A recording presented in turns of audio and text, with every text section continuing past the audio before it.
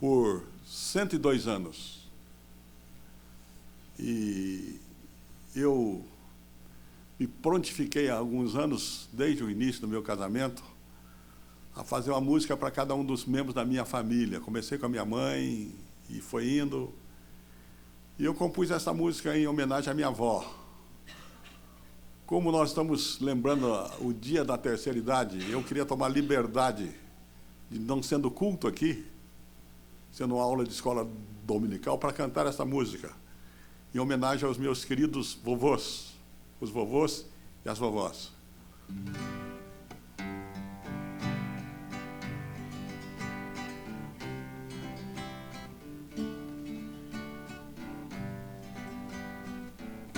Há lembranças na vida que nos causam prazer. Uma foto esquecida, uma coisa ou um ser. Há pessoas vividas, experientes demais, para curar as feridas e nos ajudar a deixá-las para trás. Hoje estão tão cansadas, tantas lutas após, porém são tão amadas e chamadas a voz. Hoje estão tão cansadas, tantas lutas após, porém são tão amadas e chamadas a voz da infância distante. Não esqueço jamais seu trabalho constante para ajudar os meus pais, sendo seu predileto. Recebi tanto amor, como todo seu neto, e com ela aprendi a amar ao Senhor. Hoje é tão honrada essa nossa vovó, e por ser tão amada, virou nosso xodó. Hoje é tão amada essa nossa vovó, e por ser tão honrada, virou nosso xodó.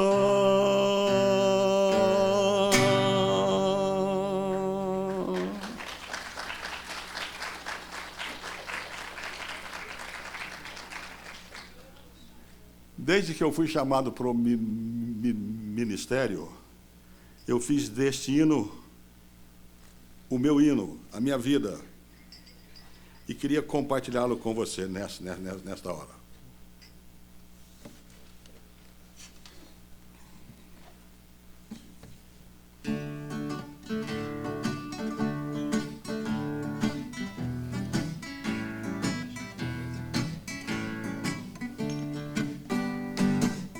Sou forasteiro aqui, em terra estranha estou, celeste pátria sim, é para onde vou, embaixador por Deus, de reino d'além céus, venho em serviço do meu rei. Eis a mensagem que me deu, que os anjos cantam lá no céu.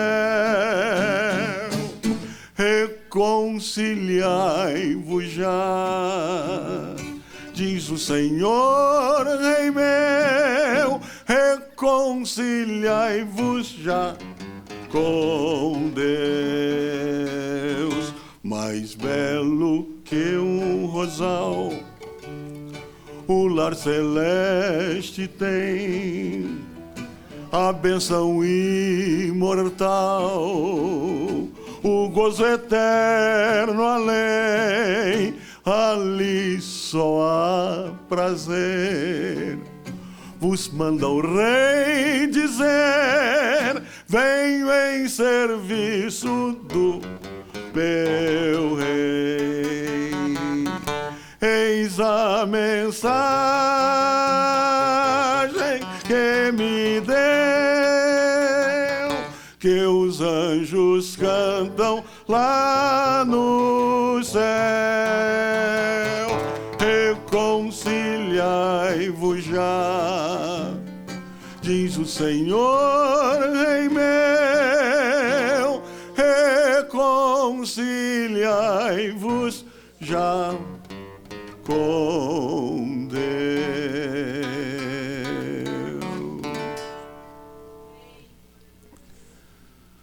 Durante muitos anos eu quis fazer uma música que falasse do Brasil. Mas eu não queria que fosse uma coisa hipócrita, que fosse uma coisa piegas. E custou muito a sair. Quando eu terminei a música, mostrei a 2 amigos meus, e eles me deram 2 ideias. E eu as incorporei a música, e ela ficou assim.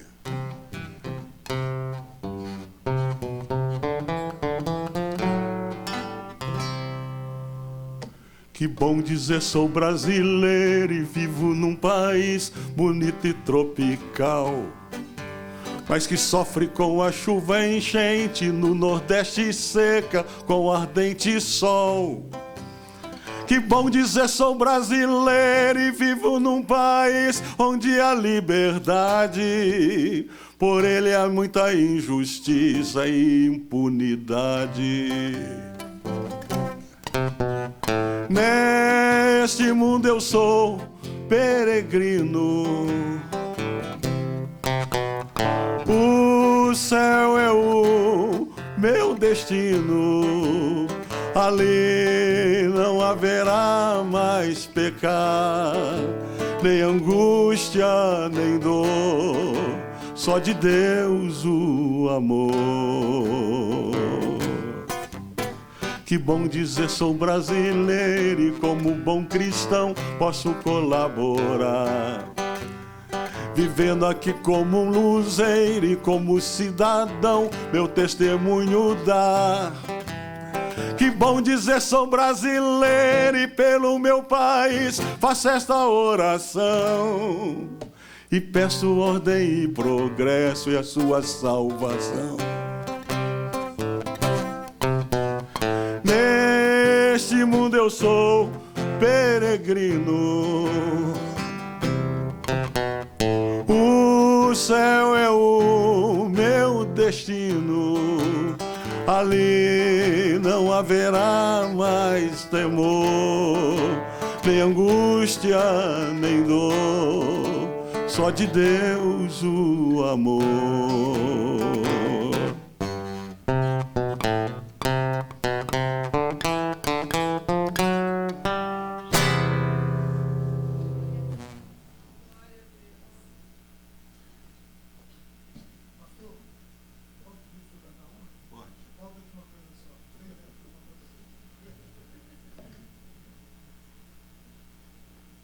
Brincando com vocês, eu gravei um CD com músicas minhas, e esta música é a música que faz mais sucesso, entre aspas. Em todo lugar que eu vou tem alguém que pede que eu cante. E foi o meu filho, que é gerente de banco, que me pagou o CD. Ele disse: pai, pode gravar as músicas que o senhor quiser, mas a música do Perneta não pode deixar. Falta-te uma coisa só.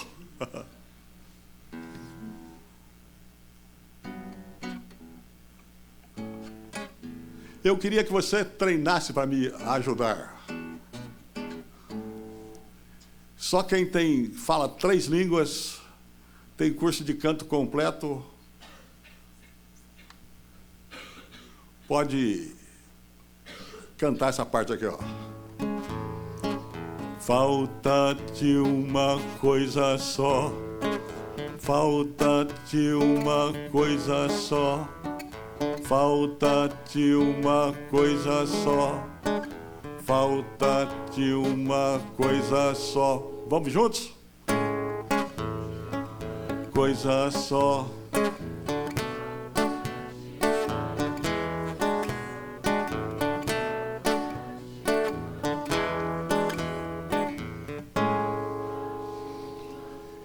Isso, vocês começam cantando, eu tenho uma pequena parte declamada, vocês param, eu começo a cantar, depois nós entramos juntos no Falta de uma coisa só, e vocês continuam, e eu vou fazer uma parte extra aqui. Vamos juntos? Falta.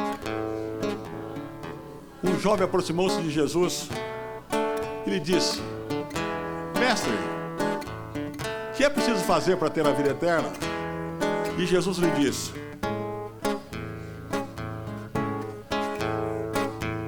no Deus eterno eu sempre criei, seu mandamento obedeci,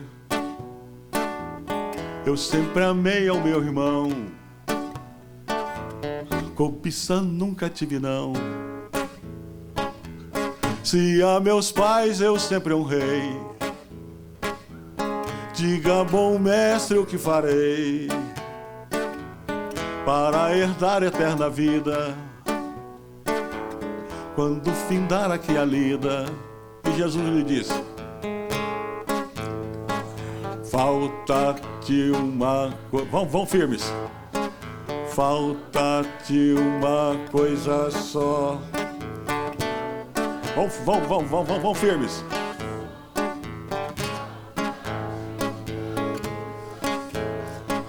Vai vender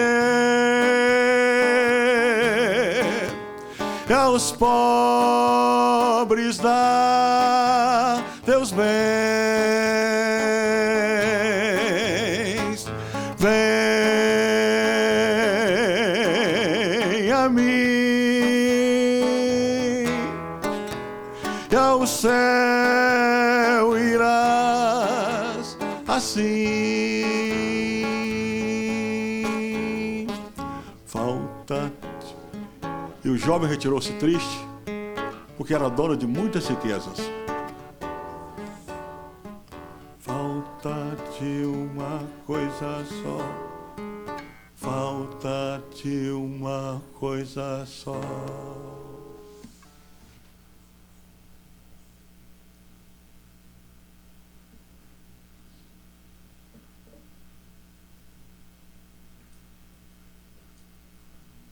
Tem uma boa notícia para lhe dar: não vai faltar luz. Porque quando Deus faz, não falta. Para quem não esteve ontem no finalzinho do meu sermão, faltou luz. Hoje, como a luz basicamente é do sol, não vai faltar luz hoje. Atos dos Apóstolos, capítulo 4, do versículo 23 ao 31. Atos 4, de 23 a 31. Uma vez soltos, procuraram os irmãos e lhes contaram quantas coisas lhes haviam dito os principais sacerdotes e os anciãos.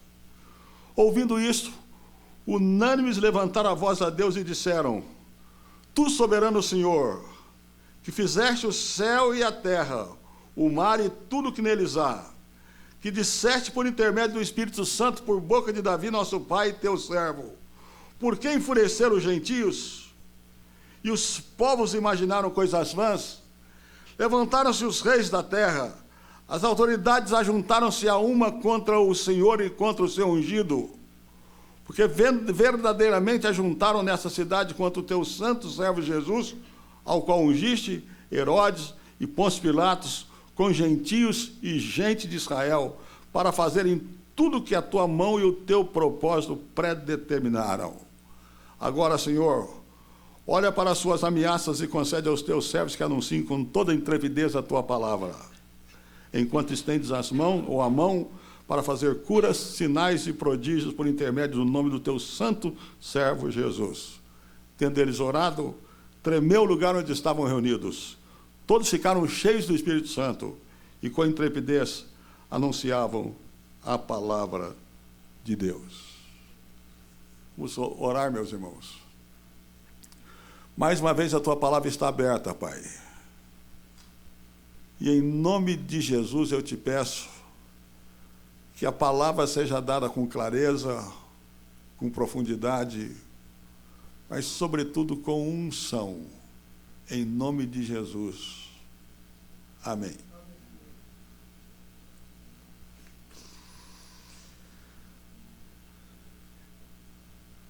Em 1723, meus irmãos, aconteceu um fato muito marcante na história da igreja. Alguns irmãos haviam saído da igreja luterana na Alemanha.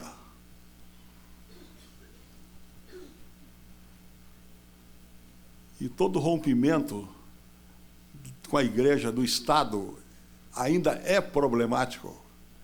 Imagina isso logo depois da reforma. Foram tremendamente perseguidos, até que encontraram não só o apoio físico, o apoio moral, mas também o apoio físico e material do conde Zinzendorf,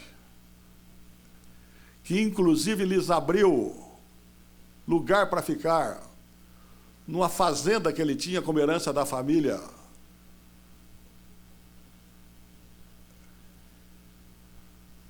E dali se originou um movimento, que hoje é uma igreja, extraordinário. A chamada, ou os chamados Irmãos Morávios. E neste ano, no mês de agosto, se a cabeça não me falha, é 23 de agosto, eles sentindo a perseguição na Alemanha, sentindo o drama de ter o Estado contra si, e sentindo o drama dos campos missionários ao redor do mundo, se reuniram para orar por esses dois motivos. E essa reuniãozinha de oração durou 100 anos. 100 anos.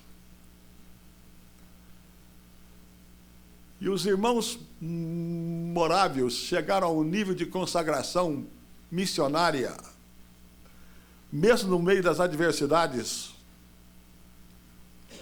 como este é o caso que eu lhes conto.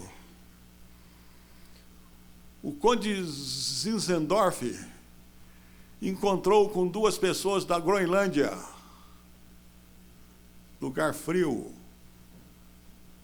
Já falamos disso pela manhã. Lugar complicado, lugar de muita bebida alcoólica, lugar de muita depressão, embora não fosse chamado assim naquele tempo. Era chamado de melancolia.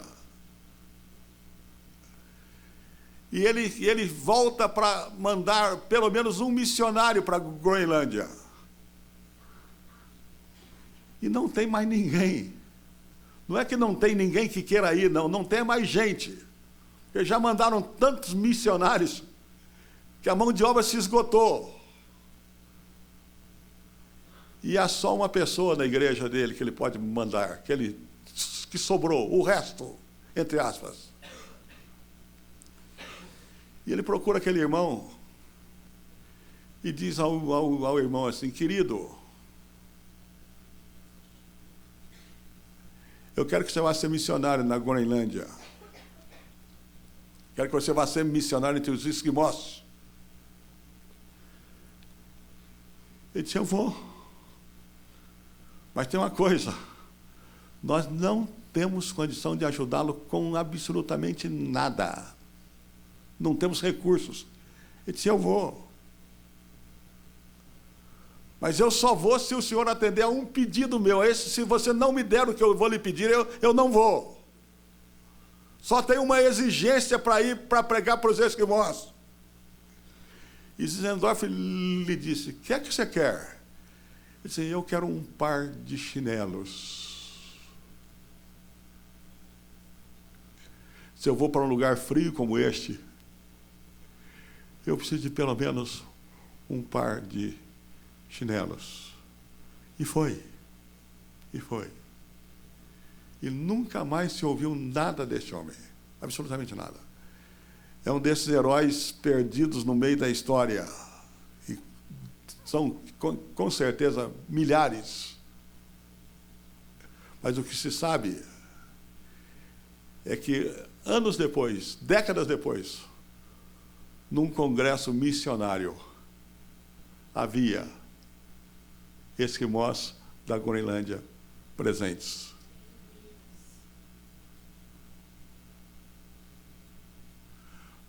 Você sabe, querido, você está consciente de que há irmãos nessa hora presos por causa do Evangelho de Jesus?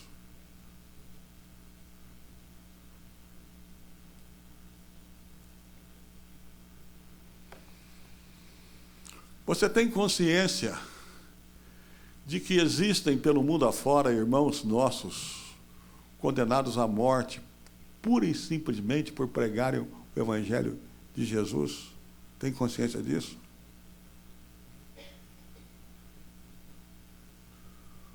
Você sabe que no Brasil mesmo, há missionários que em determinadas cidades católico-romanas não podem pregar o Evangelho de forma aberta?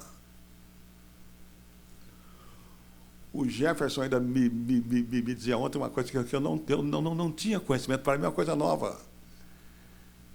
Ele disse que quando toma a bênção dos tios, chega num tio, pega na mão do tio e diz: a benção, tio. Os tios lhe beijam, mas não o abençoam, porque ele é um herege, é um protestante. Você tem consciência disso?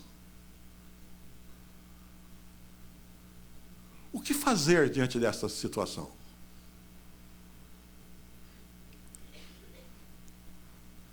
Pedro e João haviam curado um paralítico no templo. São presos. São presos. São presos. Tem que passar diante do sinédrio.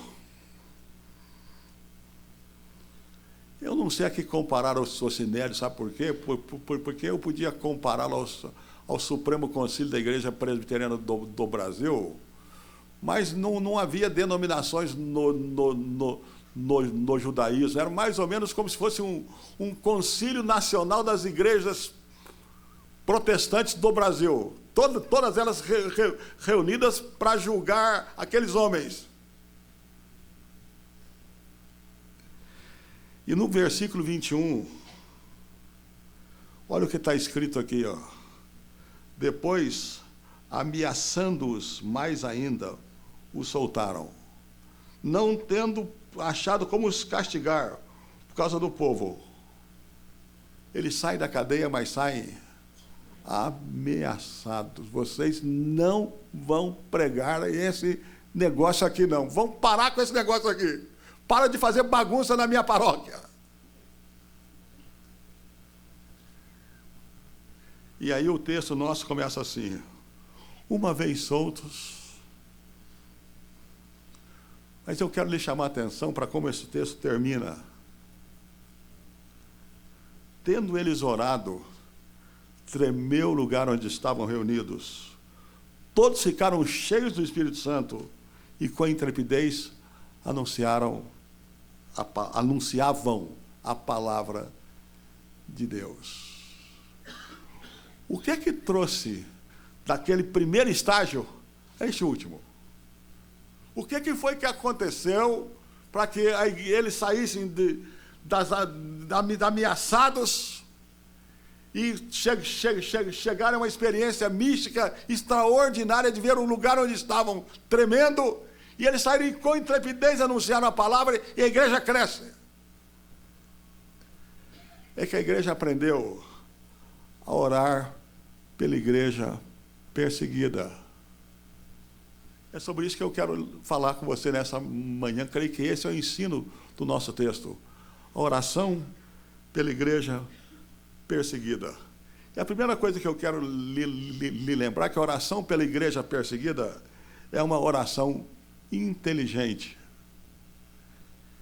Uma vez soltos, procuraram os irmãos e lhes contaram quantas coisas lhes haviam dito os principais sacerdotes e anciãos. Ouvindo isso, oraram.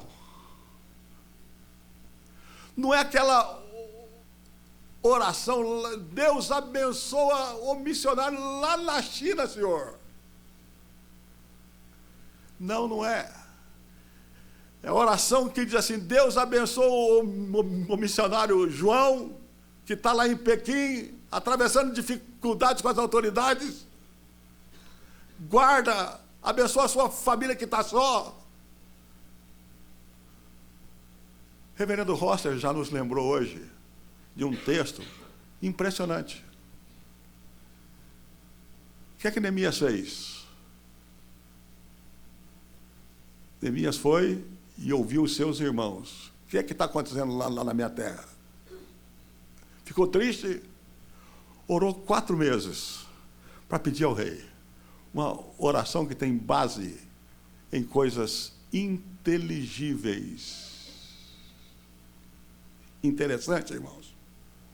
Há um texto dos Salmos que diz assim, então de manhã, Senhor, de manhã eu te apresento a minha oração e fico esperando. Essa palavrinha, apresento a minha oração, é coisa impressionante.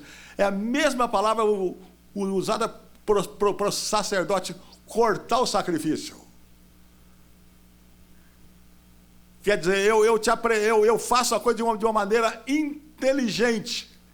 Eu faço a coisa de uma maneira lógica, de uma maneira sequencial. Então, a oração pela igreja perseguida é uma oração inteligente. A segunda coisa, irmãos, que o texto me diz, ouvindo isso, unânimes levantaram a voz a Deus e disseram, a oração pela igreja perseguida é uma oração que precisa ocupar a vida de todos os cristãos. Unânimes. Todos juntos.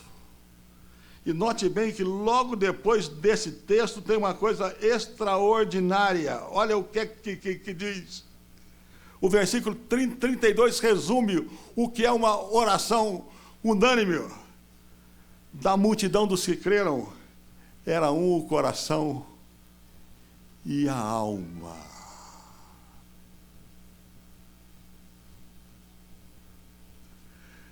É mais ou menos o seguinte, os estudiosos não estão de acordo com que tipo de oração era feita aqui. Porque a ideia que dá é que todo mundo orou ao mesmo tempo. Pode ser? Pode ser.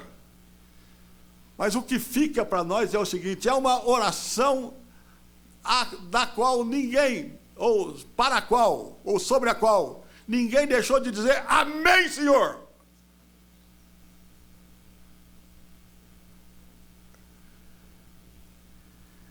E para fazer uma pergunta simples, mas dura, será que você tem dito amém às orações que temos feito aqui desde ontem? Ou você está aqui hoje porque domingo é dia de vir na igreja? Ou a minha igreja está fazendo esse negócio, eu vou lá, senão o pastor vai me dar bronca. Não, eu preciso mostrar para esse pastor de São Paulo que a nossa igreja é uma boa igreja. Não, querido. A Bíblia diz que precisa haver unanimidade do coração a orar pela igreja perseguida.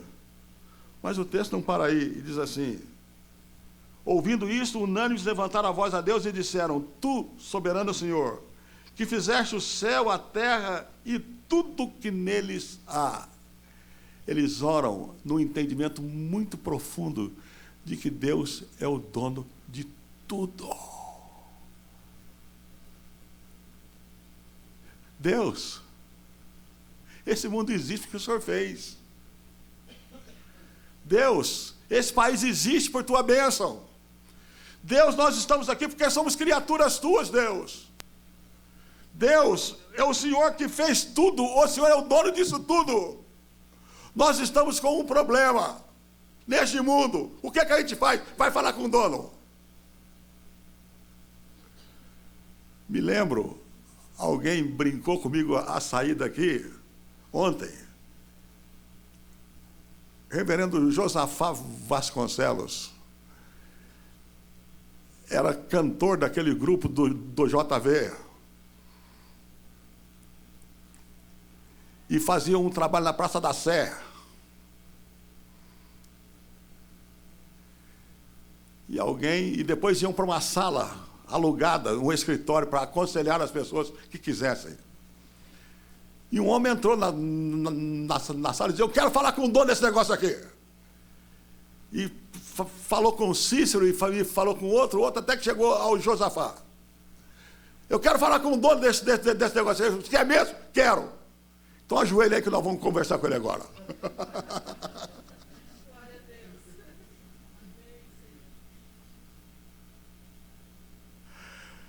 Para orar pela igreja perseguida,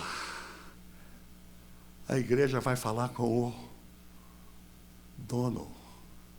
Então nós já vimos 3 coisas: orar com inteligência, orar com unanimidade, falar com o dono. Mas tem uma coisa a mais: orar baseados na Escritura.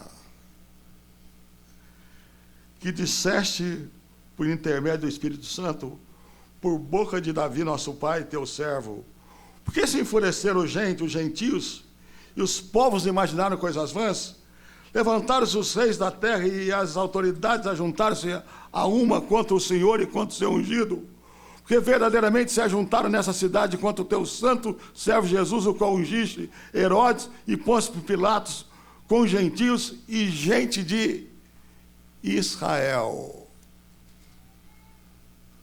Interessante. A igreja conhece a Bíblia. E a igreja não só conhece a Bíblia, mas a igreja conhece a hermenêutica.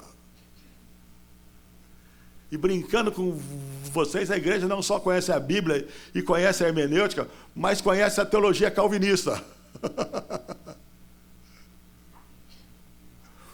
Eles vão para os Salmos. Um salmo que a princípio se refere a Davi. Um salmo que a princípio se refere à coroação de um rei. Mas que tem ênfases, que tem consequências messiânicas. E tem, inclusive, consequências escatológicas. E diz: Deus, sabe por que nós estamos falando com o Senhor? Porque foi o Senhor que escreveu o Salmo 2. Porque foi o Senhor que nos falou.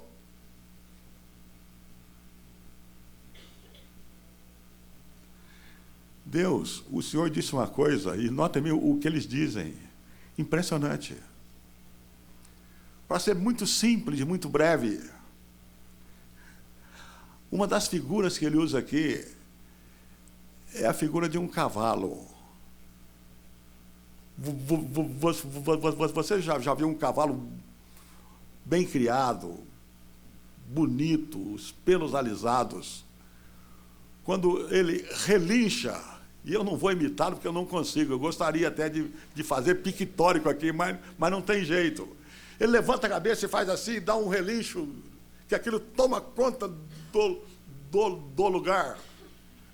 Pois é, ele diz, o texto diz assim: foi o Senhor que disse que os povos iam relinchar contra Jesus.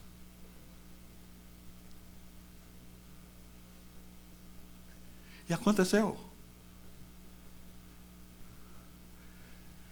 Senhor, e agora estão relinchando conosco. O Senhor sabe. O Senhor não é só o Criador. O O Senhor é o que diz as coisas. Mas o texto continua. Já vimos que a oração pela igreja perseguida é uma oração que é inteligente, é uma oração que tem que ser unânime, é uma oração que leva ao Deus que é dono das coisas, e é um Deus que escreveu na Escritura o futuro. Mas ainda mais do que isso, queridos, há um passo adiante extraordinário para fazerem, diz o versículo 28, tudo o que a tua mão e o teu propósito predeterminaram. Eles não falam só com Deus Criador. Eles não falam só com Deus que já escreveu a palavra. Mas eles falam com Deus que tem o controle das coisas nas suas mãos. Alguém já disse uma coisa extraordinária, simples, mas linda. Quando Deus promete, e quando você tem fé, você se torna parceiro de Deus na sua obra. E de Deus, o Senhor escreveu que ia ser assim.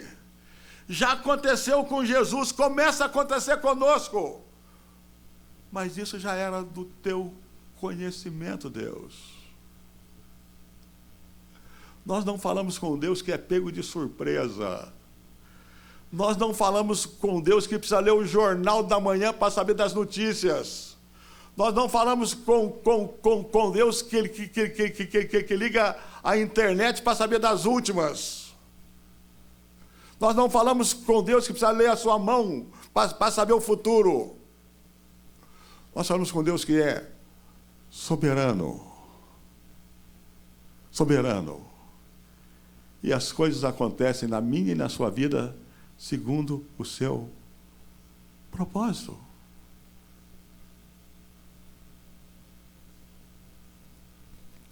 Mas o texto não para aqui. O texto tem um agora. Interessante. Eu creio na inspiração verbal da Escritura, queridos. E cada palavra da Escritura tem valor. Só tem que saber se ela está no grego, né? Porque às vezes na nossa Bíblia tem uma palavrinha, outras vezes o pregador se levanta e baseia numa palavrinha só, e o indivíduo vai dizer, irmão, isso não está no grego. Mas agora está no grego, viu? Agora, Senhor. Agora, Senhor.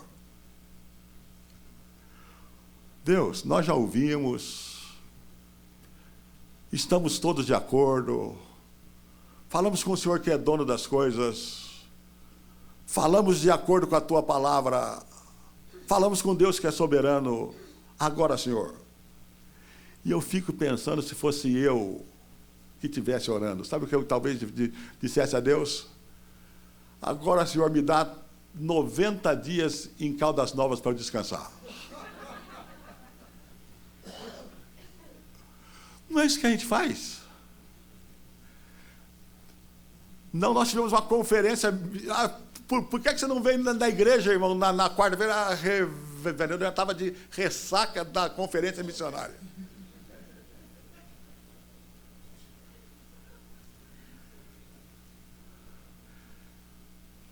Eu vou me internar no spa para fazer uma recuperação espiritual e emocional. Eu preciso de um conselheiro bíblico para refazer as emoções. Não. Agora, Senhor, olha para as suas ameaças. E coisa impressionante. E mata todo mundo. Não está. Na tua ira, Senhor, lembra da misericórdia. E concede aos teus servos que anunciem com toda a intrepidez a tua palavra.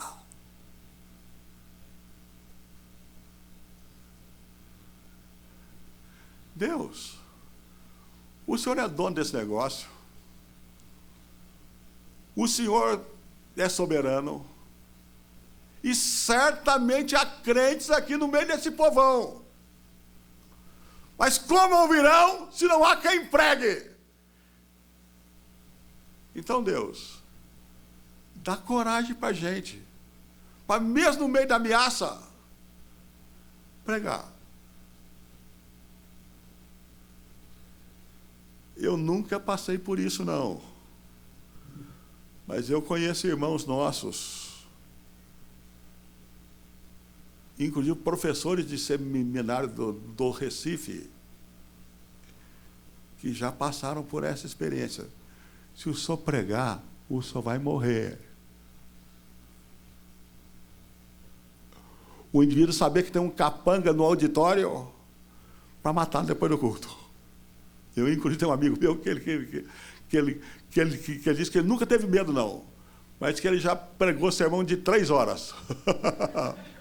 Porque ele sabia que havia um capanga ali para conversar com ele depois do culto, então ele esticou o culto bastante. Para dar tempo para Deus converter o cara. Deus, o senhor tem mais tempo hoje, Deus.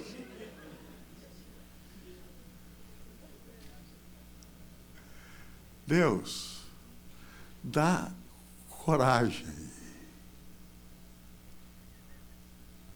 aos teus servos.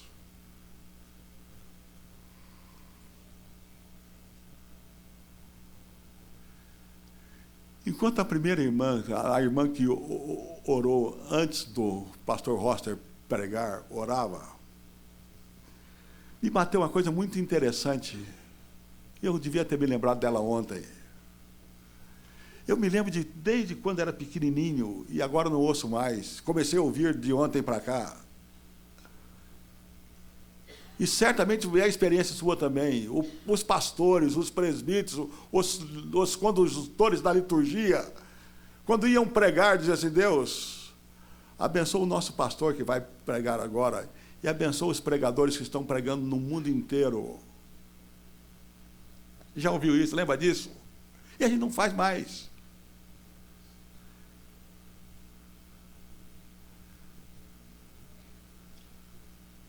Mas o texto não para aí.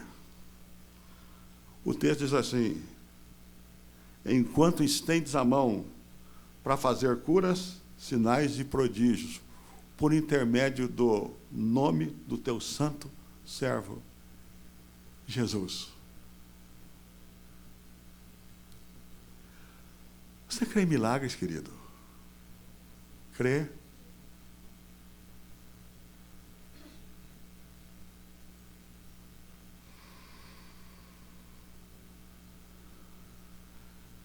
Há um irmão nosso que faz um trabalho simples.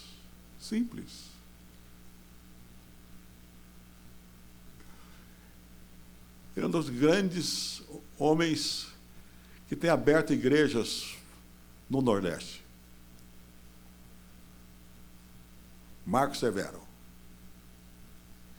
E reverendo Marcos Severo, entre outros trabalhos que ele faz, entre outras estratégias que ele usa uma. Entra numa casa e diz assim: escuta, algum motivo de oração aqui? Eu quero orar com vocês. Só isso. E diz ele que ele já entrou numa casa muito pobre e fez essa pergunta. E sentiu que com certo escárnio, com incredulidade profunda, a pessoa disse: eu tenho sim. Como se você dissesse: quero ver. Eu tenho sim.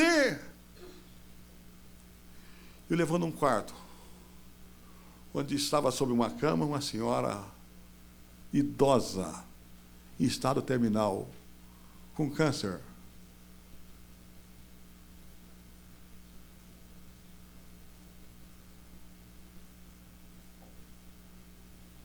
Ele orou por ela.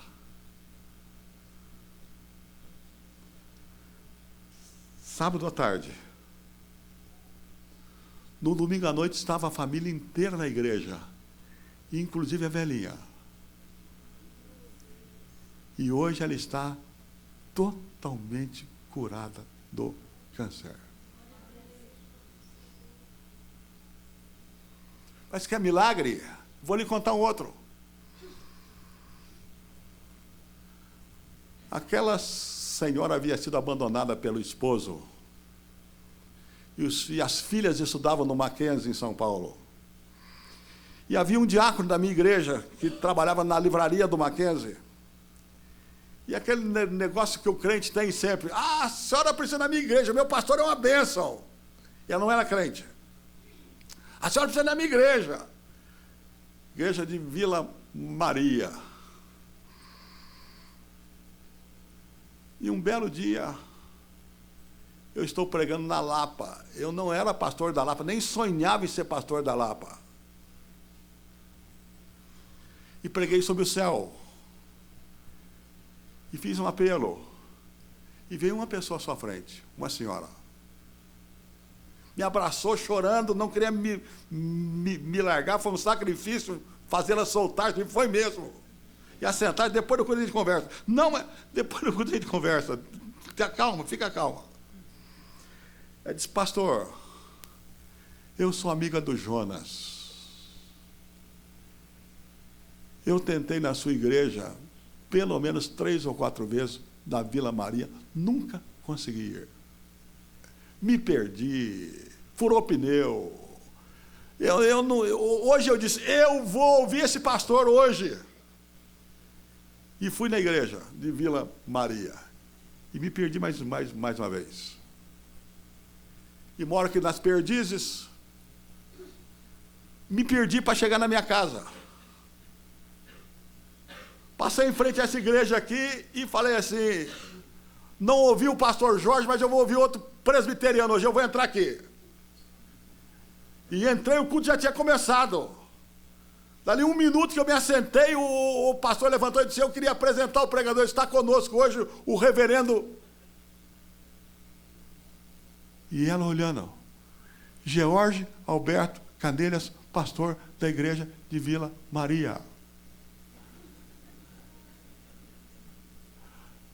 Reverendo, só me perdoa, reverendo. Eu não precisei nem escutar o seu sermão para me converter.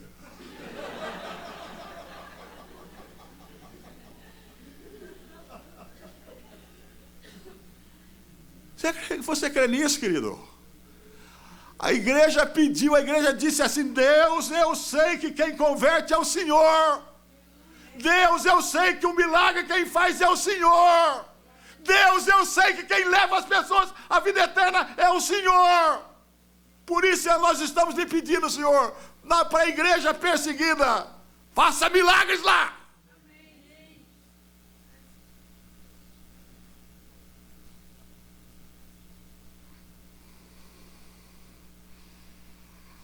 Tendo eles orado, tremeu o lugar onde estavam reunidos. Todos ficaram cheios do Espírito Santo e com intrepidez anunciavam a palavra de Deus. Você crê que Deus responde às orações, querido? Vou lhe contar mais uma história e termino.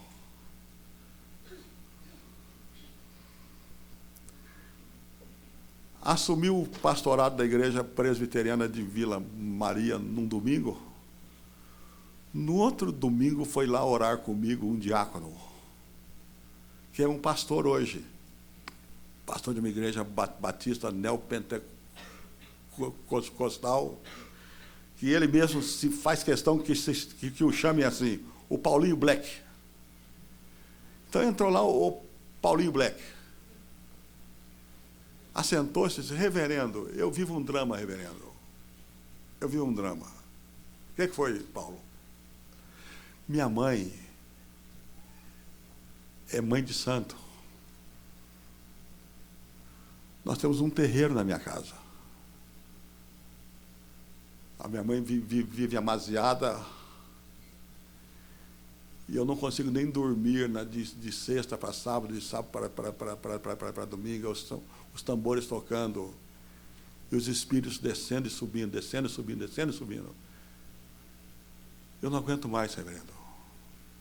Mas eu não saio de lá porque eu sou a única luz que a minha mãe pode ver. Eu queria tanto que a minha mãe fosse crente, reverendo. Qual é o nome da sua mãe, Paulo? É Dona Eva. Vamos orar por Dona Eva. Nos ajoelhar aqui, vamos pedir que Deus nos encha de gozo ao ver a sua mãe crente. Mas, reverendo, é difícil, reverendo. É difícil. Ela não deixa nem que eu leia a Bíblia com ela, nem que eu ore com ela, nem na refeição. Eu disse, filho, você crê em Deus, que Deus tem poder, vamos confiar nele. E oramos. Domingo. Segunda-feira, entra uma senhora no meu gabinete, com um pano amarrado na cabeça, típico das mães de santo. Eu não conhecia muito naquele tempo. Foi a minha mestra nessa área, inclusive de expulsar demônio. Nossa, mãe, eu sofri. Assentou-se. Sim, ô pastor, o senhor é novo aqui, né? Fechou. Eu sou mãe do Paulinho Black. Sim, senhora. Nunca pensei que eu fosse dizer isso não, reverendo. Mas eu não sei por que eu vou dizer, mas vou dizer. Tá bom, diga. O que é que eu faço para ser crente, hein?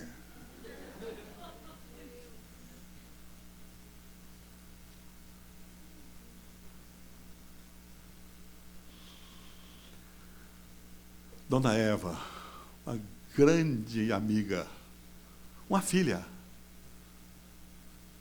convertida ao Evangelho de Deus, Evangelho de Jesus Cristo, como milagre. Você entendeu o que Deus disse para você essa manhã?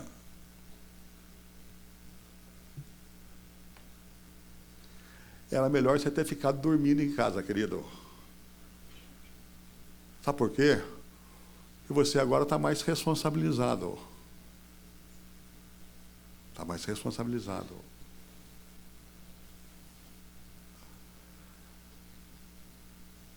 O que você vai fazer?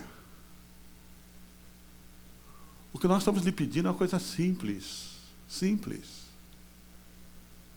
O que a palavra de Deus está lhe determinando é uma coisa muito simples. Vocês, como igreja, continuem, nem comecem, porque eu sei que vocês já fazem, mas façam mais. Oração por missões. E que aprendam a orar pela igreja perseguida. Orando. Como é? Com inteligência?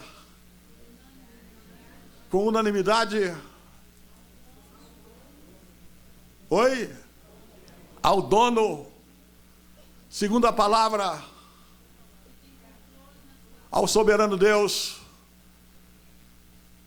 E pedir a Deus que nos dê intrepidez enquanto Ele faz milagres. E quando Deus responder, o que é que vai acontecer? O lugar vai tremer. Se não for fisicamente, será espiritualmente. Deus vai dar poder. E gente vai se achegar a Jesus, para a glória do Deus Pai.